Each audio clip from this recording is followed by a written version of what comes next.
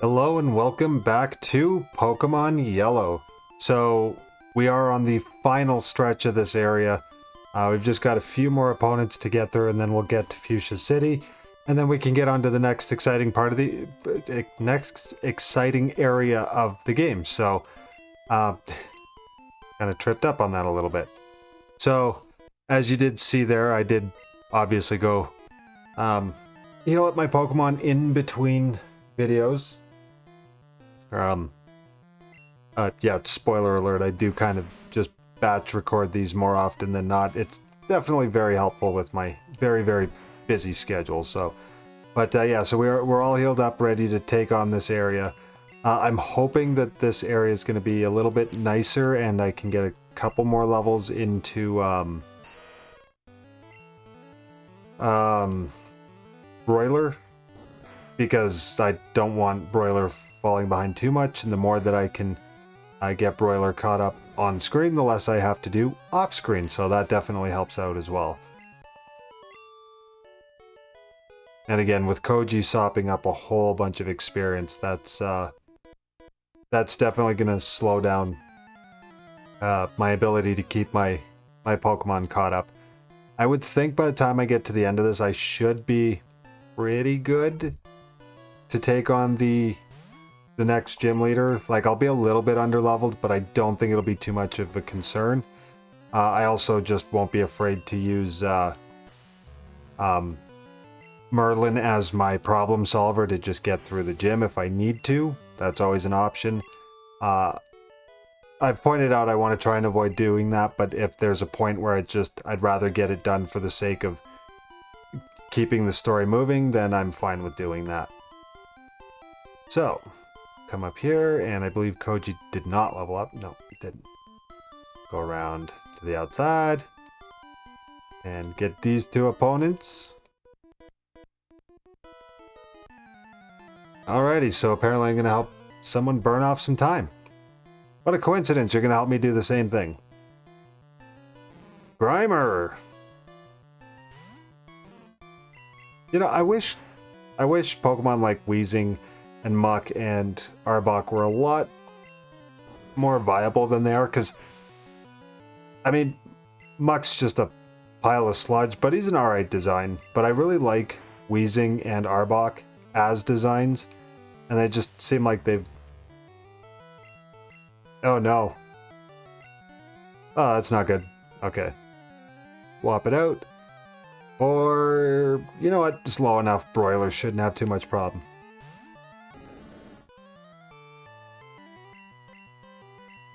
There we go. Yeah, that actually worked out nicely. And coughing. But yeah, like I like their designs, and I just wish like you had more reason to use them, but obviously they're not fantastic, so... I have seen like competitive videos of like Scarlet and Violet PvP where people have made use of Weezing a little bit, but like Arbok's basically one of the more forgotten Pokemon from Gen 1. Which, again, I understand like he is just a snake, but he's a snake with a cool design. And that's the way I feel.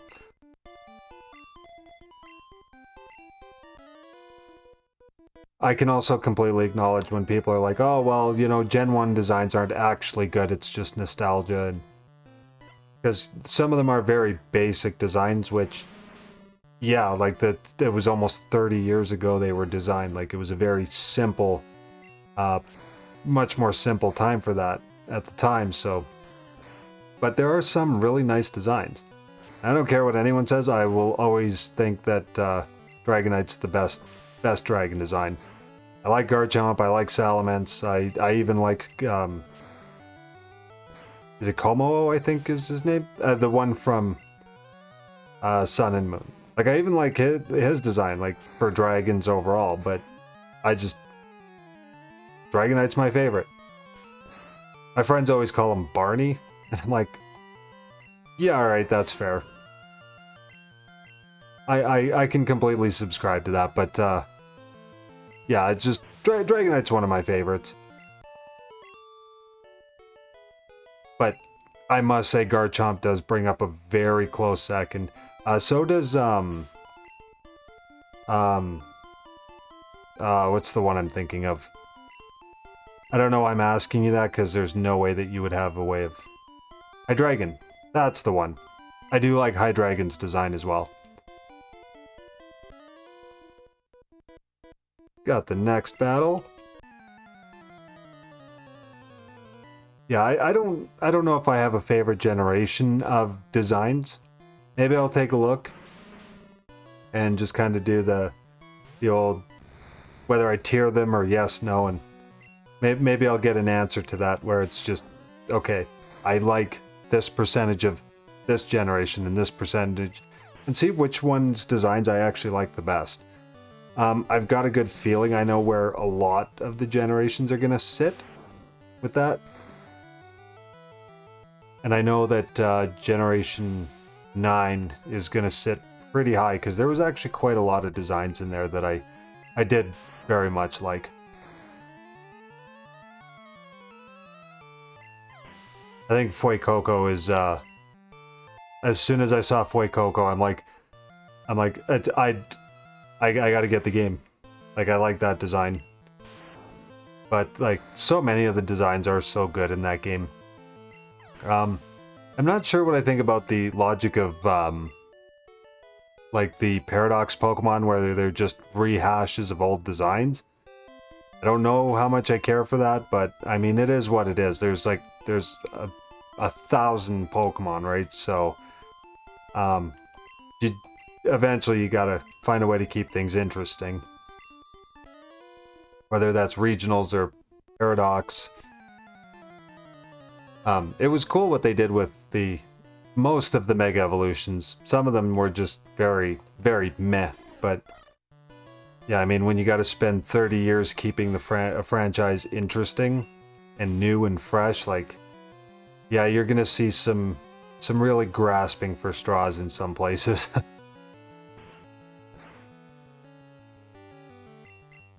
Aha! Your Fury attack failed you. Yeah, now that I've done that little rant about nothing to do with this game, I guess. Or very little to do with it. Oh. You had to get the growl, didn't you? Okay, no, I'm not, again, I'm not messing around with that part of the game. I'm... That's simple. You weaken my attack, I'm just gonna throw the 9-volt mouse at you. Even though, like,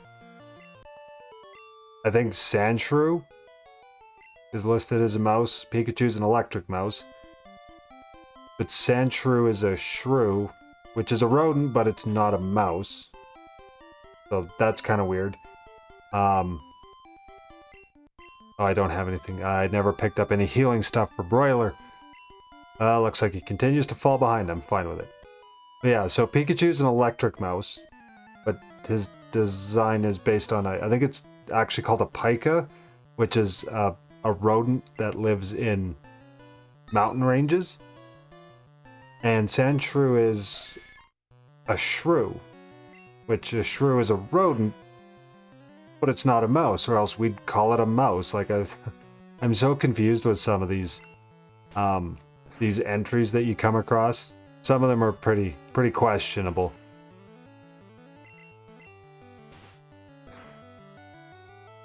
And there we go. That's a Pidgeotto down.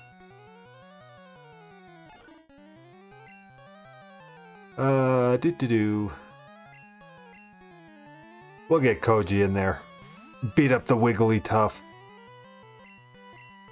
Oh, and with the whole, like, matching up species with what they're just... I understand it's just a game, like it's a fake franchise and stuff. It just, that's one of those logical fallacies that can just pop up when you're developing a fake world, I guess, for lack of a better phrase or better wording on my part. But yeah, it was just weird to understand that that logic. You know what? I think we're getting to levels now where, like, I can consider finally evolving Kinger and Merlin. Going through that process, so maybe the next time I stop off at a Pokemon Center, we'll get those done. Because, yeah, Kinger's 35, so I feel like that's a long enough wait. I mean, you get Nidorino at level 16, just like you get Charmeleon. Charmeleon evolves at level 36, along with Wartortle and Ivysaur. So I think that's about reasonable, where I didn't, like, just cheese the game on that. So, yeah, we'll look at doing that. Again, the next time we're at a Pokemon Center, I'm not just gonna drop everything I'm doing right now to go do that. That would be ridiculous.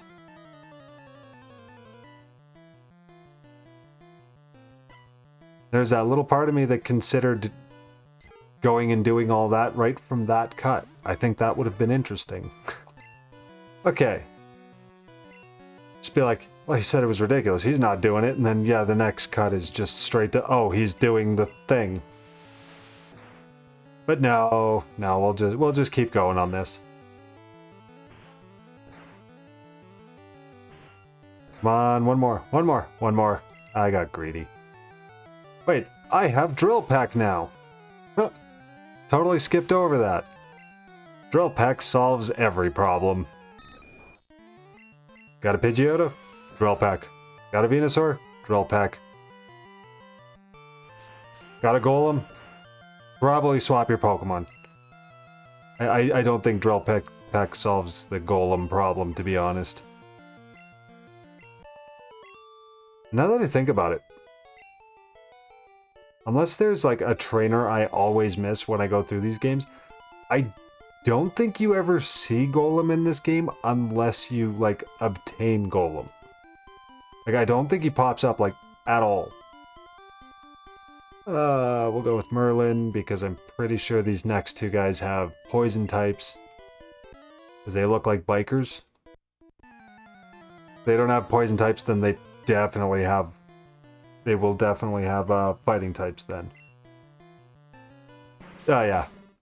Yeah, let's not mess around with coughing and wheezing. They've done enough damage.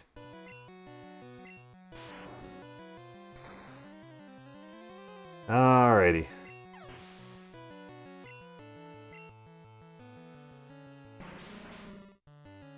And, yep, just confusion.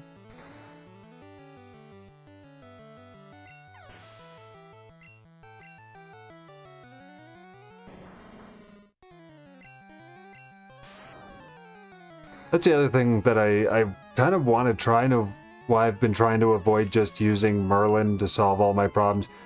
Is like, it's hard to narrate something when you're just, like, there's just hitting the A button. Oh, coughing. Use the same attack.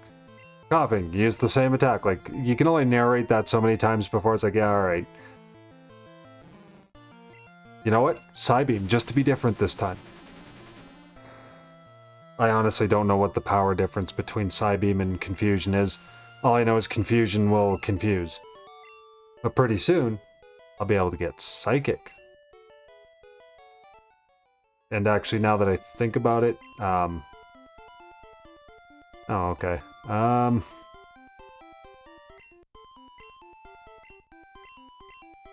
We'll try and use Watt. Now that I think about it, I'm pretty sure Kadabra should be learning Psychic pretty soon, so I shouldn't even need to use the TM. But I could also just horribly be misremembering when Kadabra learns it. It might not be for like 10 more levels. I can't honestly remember. Come on, use that special stat effectively. I mean, that did pretty reasonable damage. Cannot argue with that. Again, I'm very surprised that even though, yes, Watt is out-leveling most of what it's fighting, it is still pretty viable at this point in the game. I've always felt like this is right about when you're like, okay, if I had access to a Thunderstone, I would just be getting Raichu. And then all the purists would be like, well, you should be using Jolteon because Jolteon's better anyway, and just... Nobody cares. If you're playing for fun, you're playing for fun. You're not trying to min-max your team. Unless you're trying to min-max your team, and then...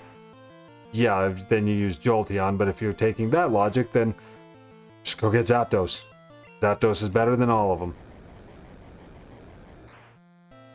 I guess unless it's a rock type, then you're kind of in trouble. Ice types too.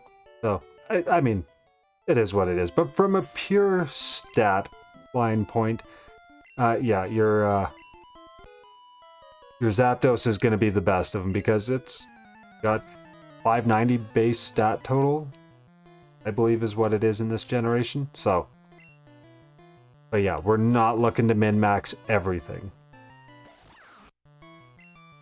Oh. I finally found a grass type. If he gets put to sleep, I'm going to be so mad. Ah, Razor Leaf. That's not good.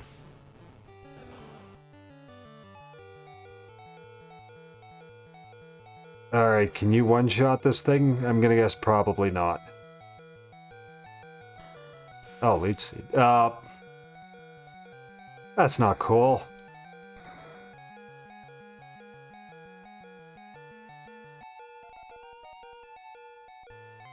Okay, well, Watt leveled up. I'm not sticking around because that is so unfortunate. That's not where I was expecting that grass type to be. But obviously, like, again, I still want to get... there's so many hard decisions in this game. And to be honest, I was wanting to do the set battle style to give a little bit of more difficulty, but it hasn't really made the game that much more difficult. In fact, I find reflexively I'm kind of mostly forgetting that you don't have to do that normally. Like, it's just kind of whatever now. You know what? Yeah, well, no. How much? Let's quickly check our stats. He's only got 4 headbutts. I'm gonna go with Bagok. For some reason I thought I wasn't gonna get Drill Peck until like level 42.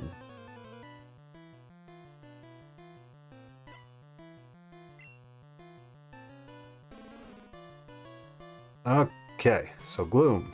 So yeah, here's another grass type, so that's fine. Unfortunately, yeah, Broiler just cannot take advantage of that.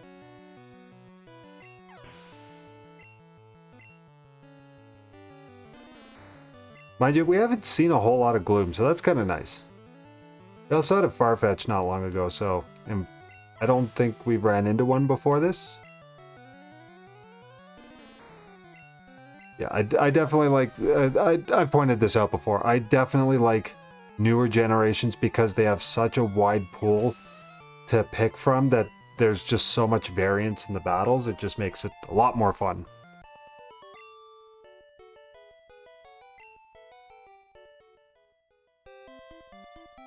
Okay, that's another birdie. So...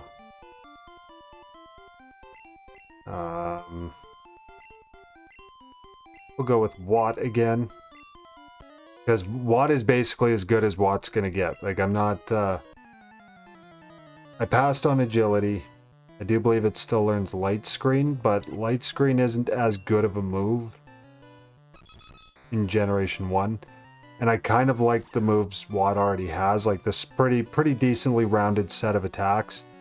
I don't know if changing anything out would really be that beneficial to it. Maybe Reflect, but I can't even remember if it does learn Reflect. But that's only because its one weakness is ground types, which are indefinitely physical attacks, so... But Watt's also really squishy, so I don't know if that would really balance out enough to help it survive at all. Because I'm pretty sure Reflect and Light Screen only cover the Pokemon that uses it. It doesn't stick around for your team to swap in and out behind, like it does in newer generations. It's a much more team-friendly move later on. Okay. You know what? We'll get Koji in there because I've only got a couple more battles left.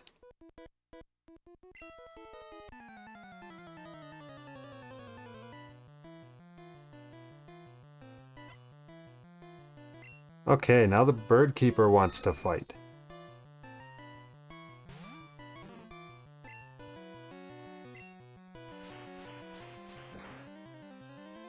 Oh no, not Gust! A move that I'm surprised that Pidgeotto knows at all at this point. I think that would make games a lot better. Oh, there's Farfetch'd. I think that's twice we've run into one now. Like if teams were more competitively set up, like obviously you still have to make it accessible to all ages to be able to play the game. That's the whole reason that the Pokemon Company and Game Freak have the games designed the way they do. But it wouldn't hurt for some of these battles to be a little bit tougher built. I think of like the Indigo Disc as the Pokemon Scarlet and Violet DLCs. I think those were really properly done. So, because they definitely have like different items and move pools that just inherently make it much more difficult, and that's sidelining the fact that most of the Pokemon in the DLCs have like really high levels. Like I want to say like late 60s, early 70s level attacks, so or level Pokemon. But I guess that's also a pretty winning formula as well. Like for the people that, you know, you get through the base game and it is going to be what it's going to be. But if you do get the DLC, then you have an inherent challenge that's built up on that. I think that is a good thing. You know, sidelining their other money-making methods like having a Pokemon Box subscription or Pokemon Home. Pokemon Box was the GameCube games. But yeah, if you have like that subscription and then you've got two different versions of the same game coming out, which is something they've always done, and then you've got DLCs on top of that, then yeah, like they're still gonna make their money, and you're still gonna get your challenge, and everybody's none the worse for wear, I guess. Okay, now that we've gotten through that, I'm just gonna take a couple minutes. Oh yeah, so here's where you can get the item finder. You have 50 kinds of Pokemon. Oh, an EXP all. No, I don't think I have. I haven't really been trying to catch, yeah, 18, I'm not even close, so no. So yeah, that's where you can get an EXP all if you're trying to make like a living dex or quickly bulk up before the Pokemon League. That is somewhere you can do that, or that's a device you can use to do that. Now that we've made it to Fuschia City, we do have access to the gym, the Safari Zone, and I'm pretty sure the Safari Zone is what we're going to do next, and then the episode after that we should be doing the gym. So we're making pretty good progress here now. So yeah, with that, I'm going to leave the episode off here. If you did like the video, don't forget to drop a like. If you really liked it and you want to see the series as it comes out, don't forget to subscribe on your way over to the next video. Again, thank you so much for the support and checking out the video, and until the next one, thank you and all the best.